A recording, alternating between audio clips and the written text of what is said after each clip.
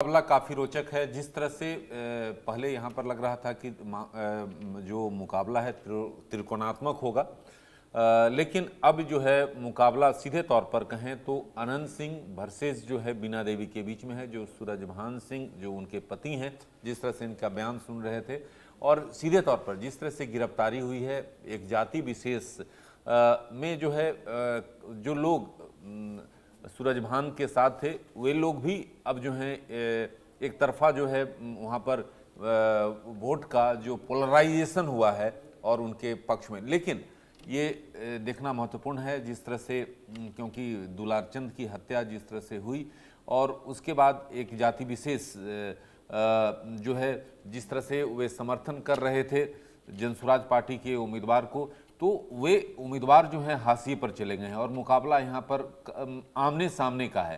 तो जिस तरह से करीब करीब 121 सीटों में से 100 से ज़्यादा सीटों पर आमने सामने का मुकाबला है। जनसुराज पार्टी जो है ऐसा लग रहा था पहले चरण के जब चुनाव का प्रचार थमा उससे लग रहा था कि करीब करीब 30 से 40 सीटों पर त्रिकोणात्मक मुकाबला होगा, लेकिन जो हमारे पास ग्राउंड जीरो से जानकारी है 1 दर्जन सीट हैं जहां पर मुकाबले को त्रिकोणात्मक देखा जा सकता है। लेकिन 121 सीटों में से अधिकतर 100 से ज़्यादा सीटों पर मुकाबला जो है आमने सामने का है, यानी एनडीए वर्सेस महागठबंधन।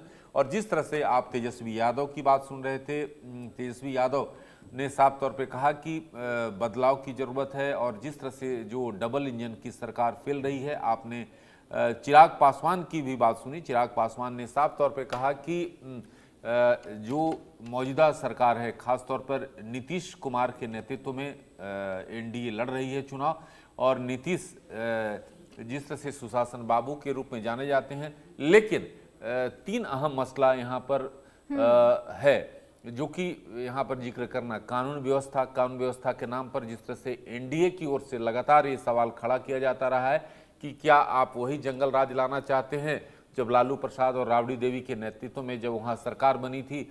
जिस तरह से दिन दहाड़े जो है वहाँ पर अपहरण होता था, तमाम चीज़ों का जिक्र किया गया है। विकास का मसला है, लेकिन एक ही पलायन, जैसा अजय जी बोल रहे थे, राहुल जी इस बात को जिक्र कर रहे थे, पलायन एक मसला है, लेकिन क्या पलायन कितना असरदार होगा ये देखनी बात होगी। महिला, जिसका मैं बार बार जिक्र कर रहा हूँ हर्षा, और एक महत्वपूर्ण मुद्दा रहने वाला है, क्योंकि मैं पिछले लगातार 3 चुनाव में मैं बिहार में ग्राउंड जीरो पर रिपोर्टिंग किया था, और जिस तरह से एक लगता था कि पिछले विधानसभा चुनाव में जिस तरह से मैंने तेजस्वी का इंटरव्यू किया था गया में, और लोगों की अपार जनसमूह, मतलब कहें जनसमूह, इतनी संख्या में लोग उनकी बात सुनने को आते थे, लेकिन जब परिणाम आया तो वहाँ पर जो है एनडीए के चुनाव, वहाँ से उम्मीदवार चुनाव जीते।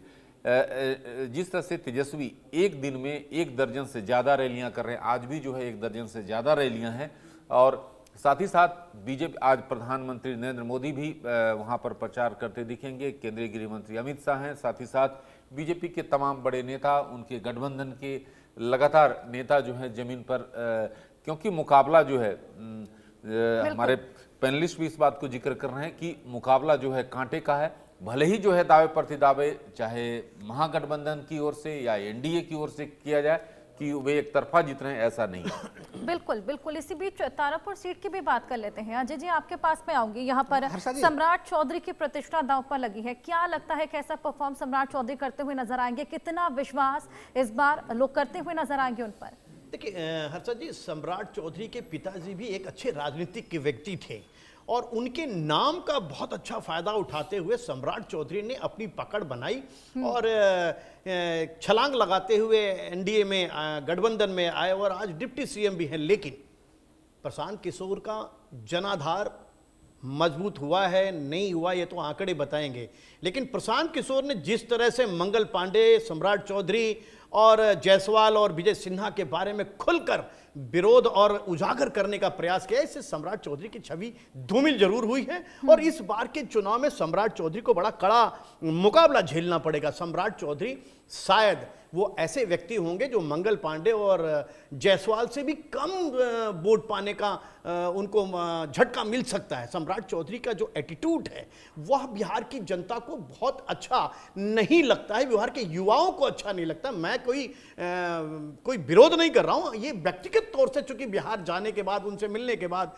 ये मुझे अंदाजा लगा है, इसलिए मैं ऐसा कह रहा हूं। और हर्षा जी, एक महत्वपूर्ण बात की अभी हमारे राकेश जी जो चर्चा कर रहे थे महिलाओं की बात, 121 विधानसभा पर सचमुच बहुत महत्वपूर्ण लोग चुनाव लड़ रहे हैं, बहुत से बाहुबली लड़ रहे हैं, 13 मंत्री लड़ रहे हैं। ये 121 जो विधानसभा है, इस विधानसभा में 5 बजे जो परसेंटेज निकल के आएगा वोट का, ये एक साबित कर देगा कि वोटर किधर जा रहा है और सरकार किसकी बन रही। आज शाम को ही मुझे ऐसा महसूस होता है कि ओपिनियन पोल देने वाले लोग आज शाम के 5 बजे के बाद से ही अपनी ओपिनियन बिहार चुनाव की देना शुरू कर देंगे। और हम सभी लोग जो आज बिहार चुनाव के विकास के बारे में सोच रहे हैं, जो बिहार चुनाव में बदलाव के बारे में सोच रहे हैं, जो शुगर मिल और बहुत सी इंडस्ट्रियां नहीं हैं, बहुत सी इंडस्ट्रियां बननी चाहिए, तो इस बार मुझे ऐसा लगता है कि नीतीश कुमार भी बहुत अच्छी तरह से सोचेंगे। अगर मुख्यमंत्री बनेंगे तो हमें युवाओं का बहुत विरोध झेलना पड़ा है, तो इस बार इंडस्ट्री जरूर बनेगी बिहार में, ऐसा मुझे लगता है। बिल्कुल। देखिए, खेसारी लाल की चुनावी एंट्री की तो हमने बात कर ली, लेकिन मैथिली ठाकुर भी चुनावी मैदान में उतरी हुई है। राहुल लाल जी, क्या लगता है? हर्षा जी, एक सेकंड हर्षा जी, एक चीज कहूंगा। खेसारी लाल की बात में आपसे, बहुत अच्छी बात आपने खेसारी लाल का छेड़ दिया। छपरा विधानसभा में आप सोचिए, भारतीय जनता पार्टी एक आईपीएस को, हिमाचल के आईपीएस जयप्रकाश सिंह को लोकसभा लड़ाना चाहती थी।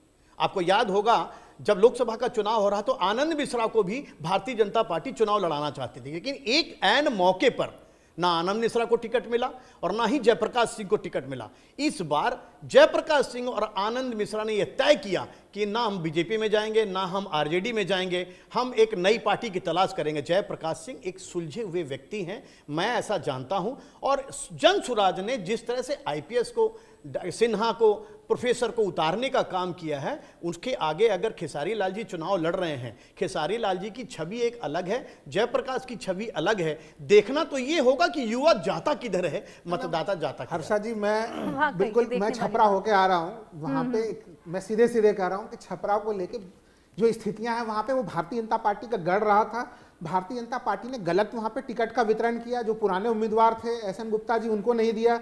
खुशबू गुप्ता एक बागी भी खड़ी हो गई, और उस स्थिति में छोटी कुमारी को उन्होंने टिकट दिया है। वहाँ पे वो मुकाबले में काफी कमजोर नजर आ रही है। खेसारी लाल बड़ी मजबूत स्थिति में है।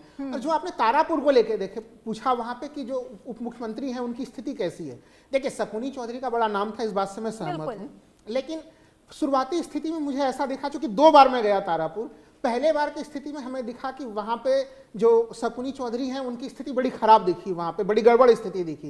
लेकिन दूसरे बार की यात्रा में जो अभी इलेक्शन के पास के समय में देखा, तो वहाँ से कहीं न कहीं उनकी नैया आसान दिखी है। लेकिन वो सीट के लिए उतनी कठिनाई नहीं होगी। लेकिन लखीसराय का चुनाव जो है वो कहीं न कहीं भारतीय जनता पार्टी के लिए, जहाँ पे कि किसी को उम्मीद नहीं थी कि क्या वहाँ पे जो है कि विजय कुमार सिन्हा जो है कि वो फंसते हुए दिखेंगे, वो सीट कहीं न कहीं फंसी हुई सीट है। वहाँ बड़े कड़े मुकाबले की स्थिति बनी हुई है। बिल्कुल। बाकी और इसी तरीके की तमाम इंटरेस्टिंग सीट्स हैं, काफी सारी हॉट सीट्स। और हर्षा जी, एक पंक्ति खाली मैं कहूंगा मोकामा को लेके। देखिए, मोकामा का जो पूरा मामला बना है वहाँ पे, मोकामा में हार जीत किसकी होगी वो तो एक अलग सा मामला है, लेकिन उसका प्रभाव पूरे बिहार विधानसभा चुनाव 2025 के ऊपर पड़ता हुआ दिख रहा है।